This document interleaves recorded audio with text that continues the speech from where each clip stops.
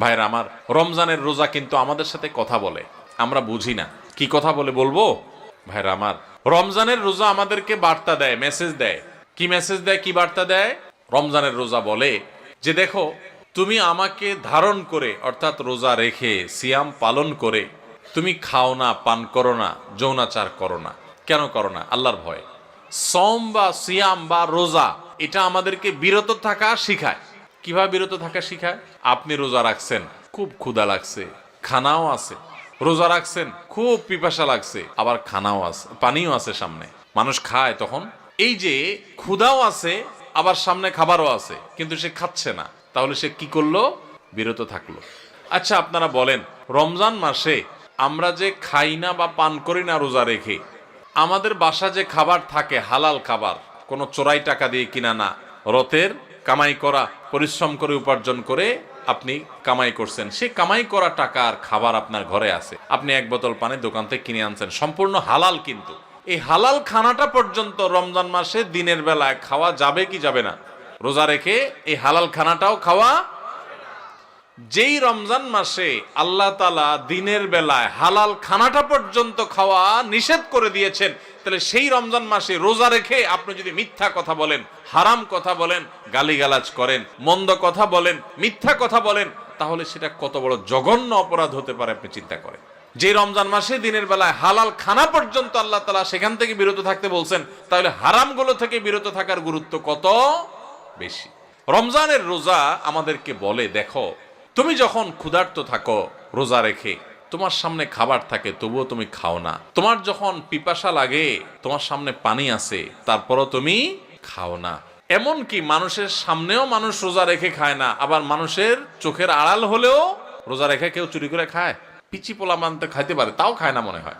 যে লোকটা সবার সাথে চিটারি বাটপারি করে, কথায় কথায় মিথ্যা কথা বলে, সেই লোকটাও যদি রোজা রাখে তো দেখবেন কষ্ট হয়। রুমে একা একা আছে, কেউ নাই, তারপরও সে কি লুকায় পানি খায়? খায় না।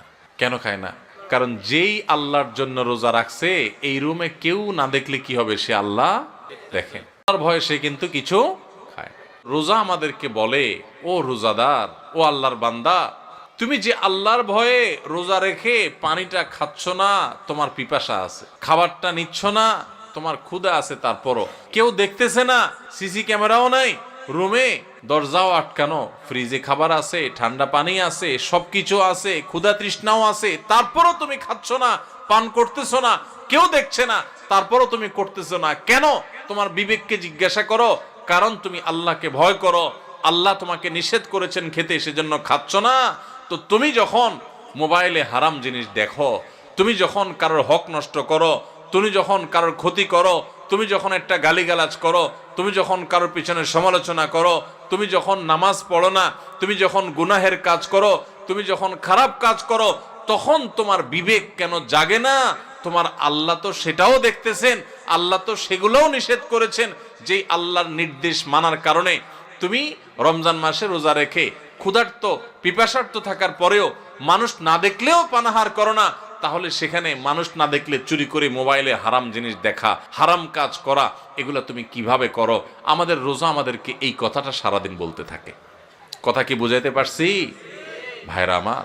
রোজার এই বার্তা, রোজার এই মেসেজ, এই কথা যদি আমরা বুঝতে পারতাম, তাহলে আমরা মুত্তাকি হয়ে যেতাম। রোজা আমাদেরকে তাকওয়া শিখায় কিভাবে, দেখেন।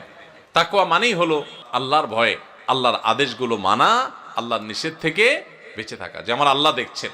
তো রোজার মাসে রোজা রেখে আমরা আল্লাহ দেখছেন এই ভয়ে আমরা পানাহার করি না। রোজার শিক্ষা নিয়ে আমি সকল হারাম কাজ করার সময় এরকম মনে থাকবে যে কেউ না দেখলেও আমার আল্লাহ ঠিকই দেখতেছেন, অতএব আল্লাহর ভয়ে আল্লাহ নিষেধ করেছেন এই কাজটা আমি করব না। এটাই হলো রোজার শিক্ষা।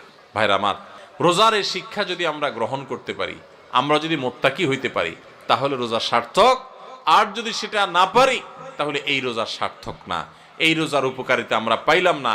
এই রোজা আমাকে মুত্তাকি বানাই নাই, যেই রোজা আমাকে ভালো মানুষ বানাই নাই, যেই রোজা আমাকে অন্যায় থেকে বাঁচাই নাই, এই রোজা আর উপবাস থাকার মধ্যে খুব বেশি পার্থক্য নাই।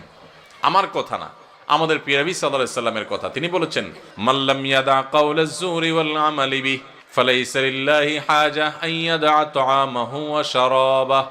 যে ব্যক্তি রোজা রেখে মিথ্যা কথা ছাড়লো না, মিথ্যা কাজ ছাড়লো না, 2 নম্বরই ছাড়লো না, চিটারি বাটপারি ছাড়লো না, এই ব্যক্তি উপোস থাকায় আল্লাহর কোনো ঠেকা পড়ে নাই। তার মানে তার রোজা থাকা উপবাস থাকার মতো। এই জন্য ভাইরা, রোজা রেখে সমস্ত অন্যায় কাজ ছাড়বো তো ইনশাআল্লাহ। আল্লাহ আমাদের সবাইকে তৌফিক দান করুন। রোজা থেকে আমরা শিক্ষা গ্রহণ করব, রোজা থেকে আমরা মেসেজ গ্রহণ করব, বার্তা গ্রহণ করব। রোজা আমাদেরকে কি বলে সেটা বোঝার চেষ্টা করব। রোজা আমাদেরকে বলে, বান্দা তুমি এই যে আল্লাহর ভয়ে পান আহার থেকে বিরত থাকতেছো রোজা রেখে, এখান থেকে তোমার তাকওয়ার ট্রেনিং হচ্ছে, তাকওয়ার প্রশিক্ষণ হচ্ছে, যে তোমার চাহিদা আছে, খাবারও সামনে আছে, খাচ্ছ না। দেখেন, মাগরিবের আজান হবে, সূর্য ডুববে, সূর্য ডুবার পর মুয়াজ্জিন সাহেব আজান দিবেন, আমরা সামনে খাবার নিয়ে, ইফতার নিয়ে অপেক্ষা করি। সবার ক্ষুধা থাকে, তাই না? এই যে ক্ষুধার্ত অবস্থায় সবার সামনে খাবার আছে, সবগুলো মানুষ যদি রোজাদার থাকেন, কেউ কিন্তু খাবার খায় না, খায়? সবাই বসে আছে। কিসের জন্য? কিসের অপেক্ষা বসে আছে? আল্লাহর নির্দেশ হবে, সূর্য ডুবলে তখন খাওয়া যাবে, আল্লাহর পারমিশন হবে, এটার জন্য কি করতেছে? সে বসে আছে। আল্লাহু আকবার। এখান থেকে শিক্ষা নেই আমরা। আমার সামনে যখন কোনো টাকা পয়সা কামাই করার সুযোগ আসবে, আপনি একজন দোকানদার মানুষ, দোকানদারি করেন, আপনি দোকানদারি করার সময় আপনি চিন্তা করবেন, আমি আমার কাস্টমার থেকে যে 10টা টাকা নেব, লাভ করব, এখানে আল্লাহর পারমিশন আছে কিনা। আপনি যদি ইন্ডিয়ান মশারির ডালের সাথে দেশি মশারির ডাল মিশায়া বিক্রি করেন এবং সেটাকে দেশি মশারির ডাল বলে বিক্রি করেন, তাহলে এখানে কি আল্লাহর নির্দেশ আছে না নাই? আল্লাহর নির্দেশ আপনার অবৈধ কাজ করার, 2 নম্বরই কাজ করার, প্রতারণা করার, মিথ্যা কথা বলার পক্ষে কি আল্লাহর নির্দেশ আছে? তো আপনার রোজা রেখে এই যে ইফতার করছেন না, কেন করছেন না? খাই ফেলান না, কেন খাচ্ছেন না? কারণ এখনো আল্লাহর হুকুম। তাহলে ওই দোকানদারি করতে গিয়ে আপনি যে 2 নম্বরই করতেছেন, ওইটারও আল্লাহর হুকুম। আপনি এক জায়গা আল্লাহর হুকুম মানতেছেন, আর জায়গা মানতেছেন না, তাহলে বোঝা গেল আপনি খাঁটি মুসলমান হইতে পারেন নাই।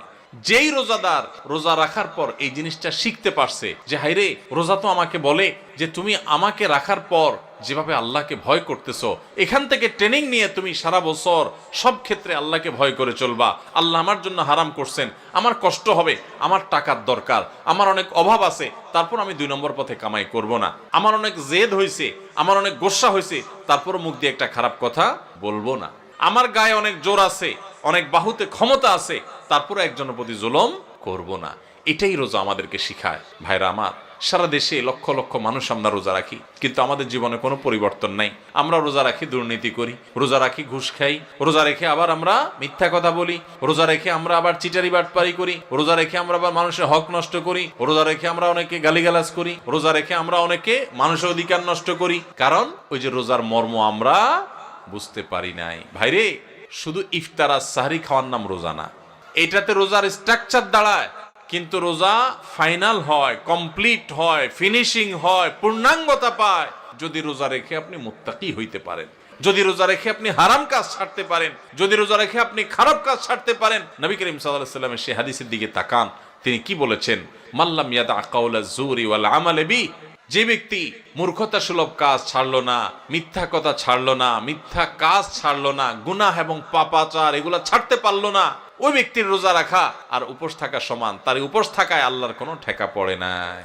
অতএব এই বছরের রমজানে আল্লাহকে সাক্ষী রেখে আল্লাহর সাথে কথা দেয়, আল্লাহ এত বছর রোজা রাখছি, তোমার রোজার মর্ম বুঝি নাই, এই বছর আমি রোজার মর্মটা একটু বুঝে রোজাটা সঠিকভাবে রাখবো। চেষ্টা করা যাবে না ইনশাআল্লাহ?